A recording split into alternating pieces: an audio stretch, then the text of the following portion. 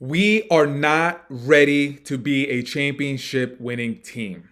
I'm going to break all that down in this video. What up? It's your boy Dariel. Queens forever. Queens get the money. Let's get right into today's video. All right, man. Obviously, the Knicks just suffered a really bad loss to the OKC Thunder, 126 to 101.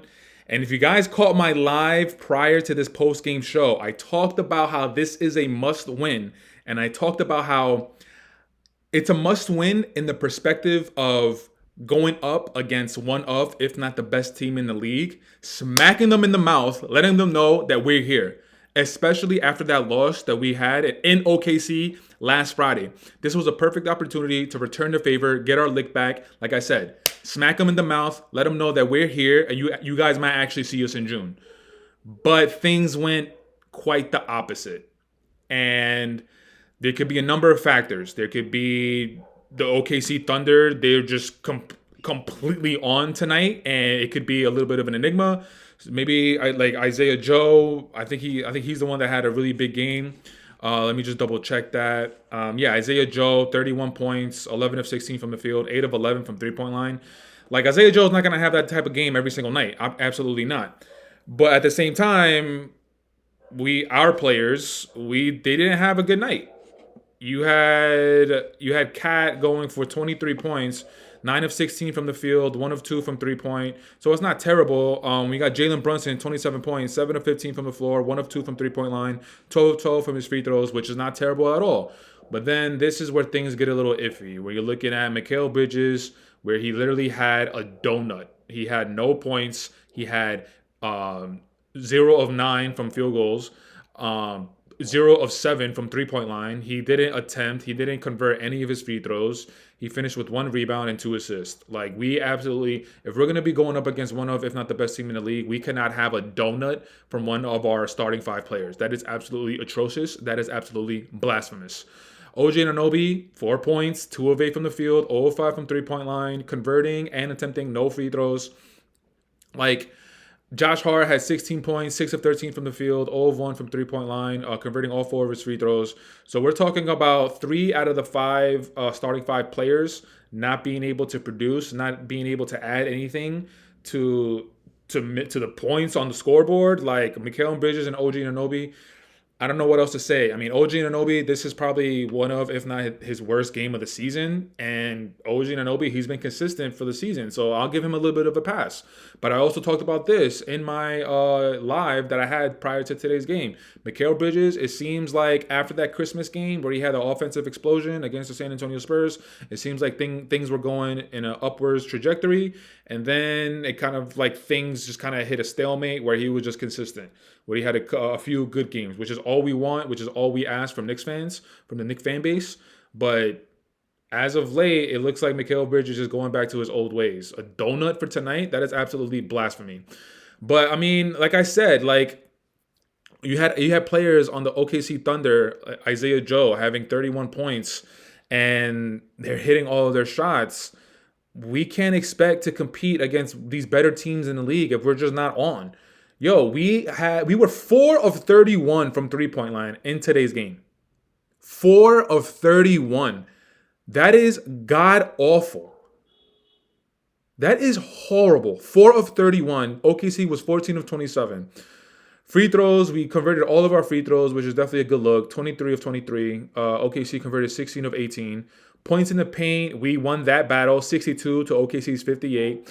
Bench points, OKC definitely won that. Bench points, we had 31 to OKC's 50. The turnovers, we actually won that. We only had 12 turnovers, and OKC had 15 turnovers. So we actually won that. But specifically, going to the bench. Precious Achiuwa played 6 minutes. Ariel Hukporti actually played 13 minutes. Cameron Payne, Miles McBride, and Landry Shamet. Cameron Payne played 15. Miles McBride played 20. Landry Shamet played 15. Hopefully Landry Shamet didn't like re-aggravate that shoulder injury. I don't know what was the shoulder injury that he that happened to him prior to the beginning of the season, which made him stay with the G League team while he was rehabbing that shoulder. But in tonight's game, it was his right shoulder.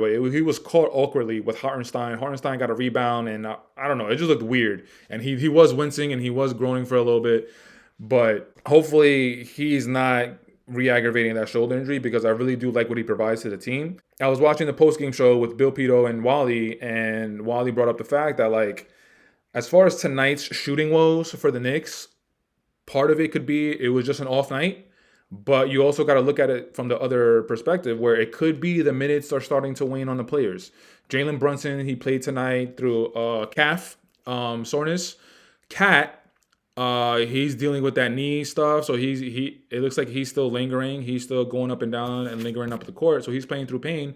And I'm not using that as an excuse because in my live I brought those points up, and you guys in my live were talking about how Jalen Brunson is not 100%, Cat is not 100%. So how are you gonna say it's a must win if both of our best players are not 100%? And I'm gonna say what I said in the live. I'm gonna say it here. If you put on the jersey and you tell everybody that you're ready to play, that's it. There are no excuses. You put on the jersey, you step foot on the court, you told everybody you're ready to play, so you need to perform. So that's that. I don't know if it's the minutes starting to wane on the starting five or if this was just an off night. But when I start to look at the productivity off the bench, Cameron Payne is the only player that was in double digits. 11 points, 5 of 11 from the field, 104 from three-point line, converting and attempting no free throws, 2 rebounds, no assists. Cameron Payne's, yeah, okay, he's only one off the bench with double figures, but I also don't like Cameron Payne's shot selection. I don't like his shot diet, and this is what I've talked about since the news that we acquired him in the offseason. This is what I'm talking about, man. Cameron Payne. Like, okay, cool, he's known as this offensive producer type player, but the quality of the shots that you're taking, bro, come on, you need to. I don't like them. They're not in the flow of the offense. And I don't know. Tonight, he might get a bit of a pass because the game was pretty much over at halftime. I think they were down 27 at halftime. The game was a wrap at halftime. And Cameron Payne, like... So that's enough about Cameron Payne. Something that's interesting, Ariel Hukporti played over Jericho Sims. And I believe he got into the game with like most of the third quarter left. So it was like early third quarter he got into the game. And like I said, the game was over at halftime. So I do like that. I do like Tibbs, I guess, experimenting with Ariel Hukporti. And Ariel Hukporti, I believe OG Anunoby was still on the floor. Deuce was on the floor. Ariel was on the floor. That's 3. Maybe Landry Shamet was on the floor. That's 4. And in the fifth, I'm not sure who the fifth player was. But Ariel Hukporti was playing with some starters. He was playing with OG Anunoby. And then he played with Deuce. And then he played with Cameron Payne. So Coach Tibbs giving him that, experimental minutes. I do like that, seeing him put Ariel Hukporti in the game prior to Jericho Sims. I do like to see that. Is Coach Tibbs going to keep that up? I don't know, because we know what Coach Tibbs, he doesn't like rookies. He doesn't like young players. He likes to drill his starting five into the floor, and that's what we've been seeing as of late. But tonight, it could be a little bit of an anomaly because the game was over at halftime. We'll see. If you guys are watching this post-game show and you guys didn't catch the live, one thing that I brought up on the live was it was on Monday's game against the Orlando Magic where we lost. There was a moment in that game where Precious Achiuwa and Jericho Sims were in the game together. And what I said was, I need Leon Rose and Worldwide West to hire me for not even a day. Hire me for 3 hours. Hire me for 3 hours, and I'm going to fire anybody who was a part of that decision. Anybody who was a part of that decision to have Precious Achiuwa and Jericho Sims in the game at the same time, they need to be fired. I don't care if it was Coach Tibbs' mom, Coach Tibbs' wife. I don't care if it was Leon Rose's father or Worldwide West's father. I don't care who it was. I'm firing anybody who was a part of that decision. And if that person wasn't even in the Knicks organization, I'm going to hire that person for 5 minutes, and I'm going to fire that person within the next 5 minutes. That is absolutely nasty work. Precious Achiuwa and Jericho Sims should never be on the floor together at all, period. But going back to tonight's game, man, I also said this in the live prior to the postgame show. I said that SGA is my MVP. And some of you guys were not a big fan of that because Jokic is having another Jokic season, and I'm not mad at that. I'm not mad at Jokic being in the lead for MVP. And if he gets it, he's going to be 4 and 5 years, which is insane. He's going to be in conversations that are like legendary conversations. But in my opinion, I think SGA deserves the MVP because he's number 1 in the West right now. OKC, small market. Denver's a small market as well. But SGA, I just feel like he deserves his flowers, the consistency that he's been playing this season. And last season around this time, they were definitely in the top 3 seedings of the Western Conference. I don't know exactly what it was, but it couldn't have been lower than third. Right now, in this moment, they're number 1. But with this win, I believe they're 31-6. Like, SGA just needs a little bit more love.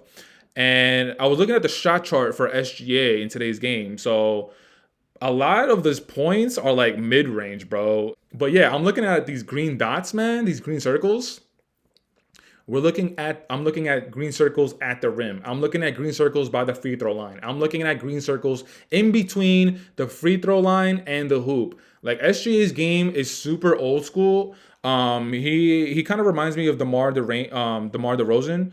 Actually, his name is the range, because DeMar DeRozan is the king of the mid range.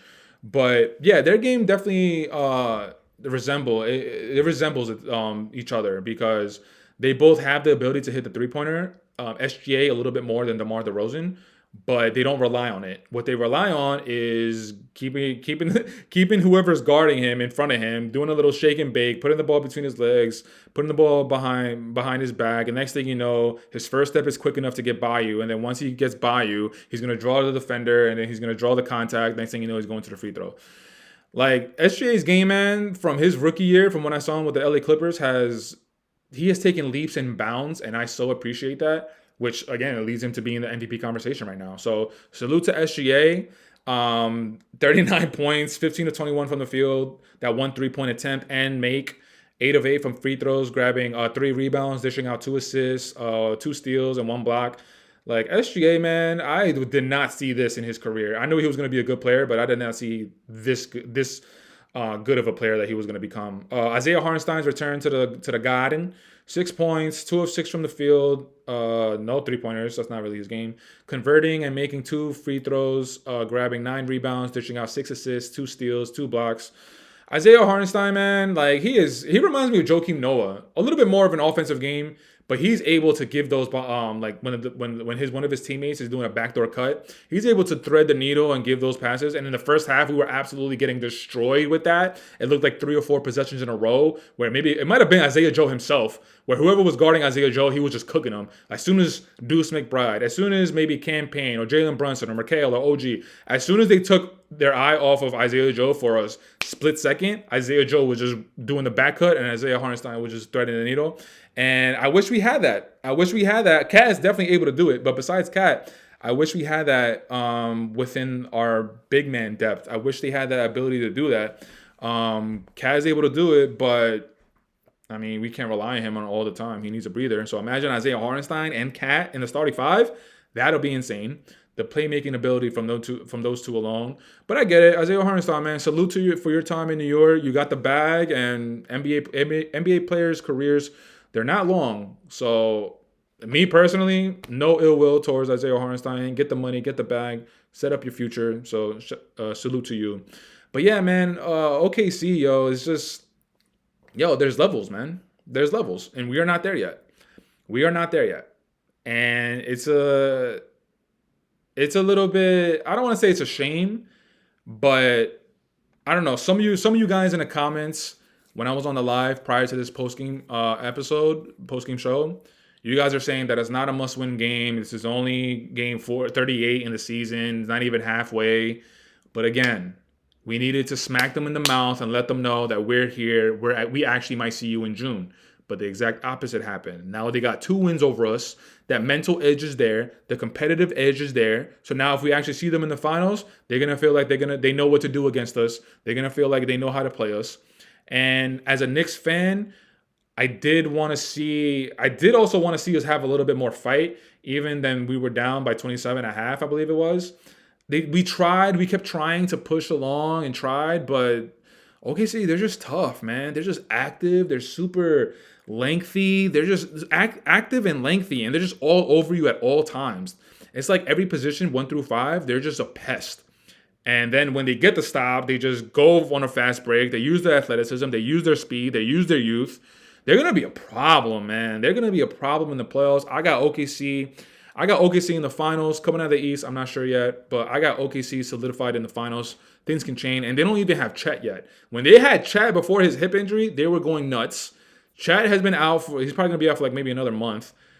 And they're still chugging along. And, yo, they're scary, bro. They're scary. But I'm going to end this video the way I started it. I don't think we're ready. I think we have holes that we need to address. And the biggest hole that I've seen from today's game is the productivity off the bench, the productivity that the starting five needs. We can't rely on our starting five to show up game in and game out. Like, it's too much, man. It's too much. And then now with Jalen Brunson's calf tightness or calf soreness, Cat dealing with his knee stuff, whatever, like, it's too much. We need somebody to come off the bench to really give us that productivity. And again, the trade deadline is less than a month away, February 6th, I believe. So with less than a month away, I'm going to be keeping my eyes to see what Worldwide West and Leon Rose, what they have up their sleeve. They've been doing a phenomenal job since they started their tenure with the Knicks, acquiring Dante, Josh Hart, acquiring Cat, obviously. Like, they know something that we don't. So maybe they have something up their sleeve that they're working on, and then things will start falling into place. So we'll see what happens, guys. But tonight was a little bit of a disappointing loss. Sunday, we're back at it with Milwaukee. I believe it's in the Garden. Let's get that W. Let's get right back on track. But that's it for today's video, guys. I want to say thank you so much for checking it out. Leave it in the comments. Let me know what you guys thought about the Knicks' effort tonight. Were you disappointed? Was this a kind of throwaway game? Let me know what you guys thought. But until next time, you guys know the drill. You know the vibes. Jalen Brunson for all the MVPs. Get healthy, my guy, because I don't want to see any more in the comments that Jalen Brunson, he's playing, but he's dealing with a calf thing, and he's playing through it. We got to give him... No. You put yourself on the floor, you put yourself on the court, then you got to show up. Point blank, period. So Jalen Brunson for all the MVPs. The Deuce is loose. Salute to Deuce. Hopefully your hamstring situation is good. We're definitely going to need you to even step up further, step up more than you have been this season. So salute to you, Deuce. OG Nobi for Defensive Player of the Year. You didn't have a good game tonight, but again, I'm going to let you slide because you have been one of our more consistent players this season. So I'm going to let you slide. But there's been a couple of games within this last week where I'm like, OG, we might have to talk about you. But I'm going to let you slide. All right. And Taj Gibson for president, always and forever. Sorry you're in Charlotte and basketball purgatory, but we always got love for you here in New York. But that's it, guys. I'll check you out in the next video. Queens forever. Queens get the money. You know that. I'm out. Peace.